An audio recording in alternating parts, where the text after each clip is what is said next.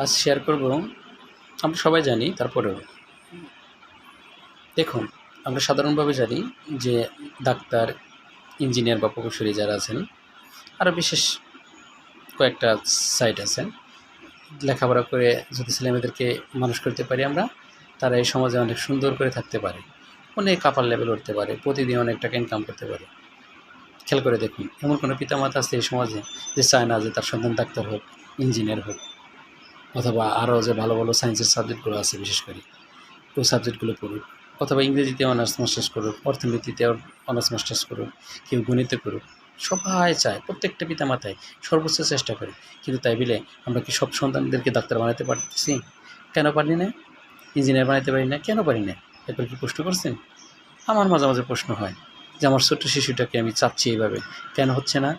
সর্বপ্রথম ওর পরিস্থিতি, ওর মেধা, ওর পরিবেশ, আমার অর্থনৈতিক অবস্থা, আমি যেখানে থাকি সেখানকার পরিবেশ, আমি যে স্কুলে পড়াই সেই স্কুলের পরিবেশ, ও যাদের সাথে মিশে সেই সঙ্গদোষ, সেই পরিবেশ, যে স্যার ম্যাডামরা বা যে শিক্ষা প্রতিষ্ঠানে পড়ায় সেই শিক্ষা প্রতিষ্ঠান, সেই শিক্ষা প্রতিষ্ঠানের গুণ, এবং সর্বশেষ বলতে পারেন একটা দেশের কাঠামোগত বা অবকাঠামোগত যে উন্নয়নগুলো, সেই উন্নয়নের ক্ষেত্রে বিশ্বের অনেক দেশগুলো আছে মিনিমাম ইন্টারমিডিয়েট পর্যন্ত না, একবারে মাস্টার্স পর্যন্তই অনেক দূর পর্যন্ত সুযোগ সুবিধা আছে ছেলেমেয়েদেরকে।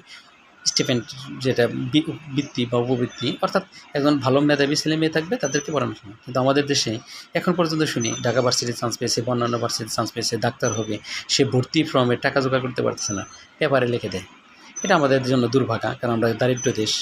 আমাদের দেশে অনেক ধনী মানুষ আছে, অনেক বড়লোক মানুষ আছে, অনেক কোটিপতিও আছে, অথবা অনেক নিঃস্ব মানুষ আছে। তারা ইচ্ছা করলে তারা এক রাতে যে ডিনার করে সেই টাকা দিয়ে একজন ছেলে মেয়ের 4 বছর লেখাপড়া হয়ে যাবে। তাদের জন্মদিনের একটা পার্টিতে যে টাকা খরচ করে, তারা একটা ডাক্তার সরকারি যে লেখাপড়া করে, যে ডিনারে তারা 4-5 লাখ টাকা খরচ করে, তার 1-2 বছরের লেখাপড়া হয়ে যাবে একজন ছেলে মেয়ে। কিন্তু দিবে না। আবার দিবেই বান কেন? উপকার কী? বদান্যতা বলবেন? দয়া বলবেন? কিয়ামতের পরে পাবো জাহান্নাম জান্নাতে, ওইগুলো নয়। আমরা ওগুলোকে বিশ্বাস করি কিন্তু আমলে নেই না। নিলে নামাজ, রোজা, হজ, যাকাত, মানুষের বিশ্বাস, মানুষের যে এই যে হাক্কুল্লাহ আর হাক্কুল ইবাদ আছে আল্লাহর প্রতি এবং বান্দার প্রতি, এই হক নষ্ট করতেন না। তাহলে এই কোটিপতি যেমন একটা চেয়ারে বসাই দিলে একজন প্রধান, সেও চুরি করে, একজন কৃষক সেও চুরি করে, একজন টিচার সেও চুরি করে, সুযোগ পেলে যে কেউ চুরি করে। এই কয়েকটা নাম বললাম তার না, শুধু যাদেরকে বলবেন। আমেরিকায় একটা কথা আছে, যদি ইন্টারনেট না থাকে, বিশেষ করে সিসি ক্যামেরা না থাকে, প্রত্যেকে নাকি খারাপ ব্যবহার করে। আমরাও তাই, সুযোগ পাই না দেখে আমরা কাজ করি না। আমাকেও যদি প্রাইম মিনিস্টার বানান, মন্ত্রী বানান, আমিও যতদূর সম্ভব খারাপ করতে পারবো, যতটুকু পর্যন্ত যায়। এখন আমি এত কথা বললাম কেন? এই কথাগুলো বললাম যে আমি অনেক পিতামাতার, আজকেও একটা অভিভাবকের সাথে কথা বললাম। সে একজন সহকারী অধ্যাপক, অনেক টাকা বেতন, সে তার বেতন তুলেই নেয়, প্রাইভেট করায়। কিন্তু তার সন্তান সায়েন্স নিয়েছিল, তার খুব আশা ছিল, পারেনি, মানবিকে ভর্তি হয়েছে। মানে ডাক্তার ইঞ্জিনিয়ার বানাবে, তার আগেই শেষ। আমরা যেমন ক্লাস 8 পর্যন্ত বলতে পারি আমি ডাক্তার হবো, ইঞ্জিনিয়ার হবো, কিন্তু ক্লাস 9-এ যায় যখন মানবিক অথবা ব্যবসায় শিক্ষা যায়, তখন কি সে কিন্তু সঠিকভাবে বলতে পারবে না যে আমি ডাক্তার ইঞ্জিনিয়ার, কারণ সে বুঝে যে সায়েন্স আর ডাক্তার ইঞ্জিনিয়ার হবে। এই কথাটা বললাম যে আসলে ভাগ্য, পরিবেশ, অবস্থা, আপনার অর্থনৈতিক, রাজনৈতিক, সামাজিক অনেক কিছুর উপর ডিপেন্ড করে।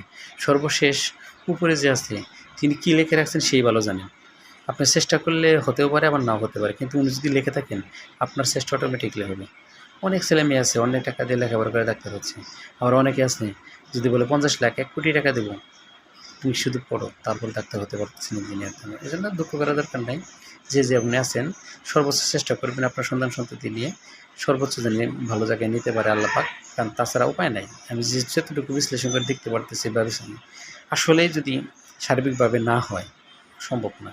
সেটা আপনি, আমি টাঙ্গাইল জেলায় বসবাস করি, আপনারা হয়তো অন্য জেলায় বসবাস করেন, দেখতে পারেন একটা সায়েন্সের ডিপার্টমেন্টের ছেলেমেয়ে পড়ে মিনিমাম 400, 500, 600, 700, সেখানে 5 জন, 10 জন, 20 জন, 15 জন করে চান্স পাচ্ছি। সবারই আশা কিন্তু ডাক্তার, ইঞ্জিনিয়ার বা ভালো জায়গায় যাওয়াতে হচ্ছে না। বা ঢাকা ভার্সিটির রেজাল্টের দিকে তাকাতে পারেন, রুয়েটের দিকে, ক্রিয়েটিনের দিকে তাকাতে পারেন। সবাই চায় কিন্তু আমরা পারতেছি না। সেটা আমাদের নিজেদের ব্যর্থতা সর্বপ্রথম, ছাত্রদেরও ব্যর্থতা, শিক্ষকদেরও ব্যর্থতা, পরিবেশেরও ব্যর্থতা, রাষ্ট্রেরও ব্যর্থতা। কারণ রাষ্ট্র এখন পর্যন্ত ইন্টারমিডিয়েট পর্যন্ত সকল ছেলেমেয়েদেরকে ফ্রি পড়ানোর সার্ভিস দিতে পারে না এখন পর্যন্ত। অনেকগুলো বেসরকারি প্রতিষ্ঠান, কয়েকটা হাতে গোনা, এই যে 2, 3, 5, 7 বছর আগে 18 সালে 15 সালে কয়েকটা সরকারি করছে দেখি, তাও হাতে গোনা কয়েকটা, আর বাকি সব বেসরকারি। কারণ ছেলেমেয়েদেরকে পড়াবে, বাপ মাই চিন্তা করে যে নিজেদের এইভাবে চলতে পারে না, এটা করতে পারে না, এটা করতে পারে না, সুতরাং ওই ফ্রি বা ওইভাবে যে পড়াবে না, সরকার যে একটা দায়িত্ব নেবে, একজনের জায়গায় 2 জন 3 জন টিচার দিবে, শর্ট। আমি অনার্সের দিকে তো লজ্জিত। বাংলাদেশে যে অনার্সগুলো পড়তেছি 2-1টা প্রতিষ্ঠান বাদ দিয়ে বাকি প্রতিষ্ঠানগুলোর মধ্যে সর্বোচ্চ 50 বা 100 জন করে সিট দেওয়া উচিত, কিন্তু সেখানে 300, 200, 250, 150 এমন করে সিট দিচ্ছে। এটা কি শুধু হেলিপনা, মানে খাইলে খা, না খালি না খা, পড়লি পড়, না পড়লি না পড়। এটা বললে হয়তো বা সরকার আমার প্রতি রাগ হইতে পারে, বললে যে পড়লি পড়, না পড়লি না পড়। কিছু করার নাই, কারণ এমন দেশে জন্ম নিয়েছি আমি সহ, আমি নিজেই পারতেছি না বাংলাদেশে 10-20 হাজার টাকা ডোনেশন দিতে, আমি অন্যজনকে কী বলবো। তারপরে ভাবছিলাম যে টাকা যেভাবে বাংলাদেশের এই 15-20 বছরের হিসাব দেখলাম, তাতে বাংলাদেশের 10,000 15,000 শিক্ষা প্রতিষ্ঠানে ফ্রি পড়ানো যায়। যে টাকা ঋণ করে আনছে সে টাকার হিসাব যেভাবে দিচ্ছে সেভাবে পড়ানো যায়, কিন্তু নাই। যেই বনে যায় সেই রাক্ষস হয়, সেই রাবণ হয়ে যায়। বুঝছো, কিছু করার নেই। আল্লাহ হাফিজ, ভালো থাকুন, সুস্থ থাকুন। যদি কোনো দিন কেউ আসে এই রাস্তাটা ধরে, পথটা ধরে, এই যতটিটাকে সুন্দর করে মানুষ করে, তাহলে আল্লাহর কাছে মরার পরে যদি যেহেতু জানতে পারবো, খুব খুশি হবো। আর যদি বেঁচে থেকে জেনে যেত, তো আলহামদুলিল্লাহ। আল্লাহ হাফিজ, ভালো থাকুন।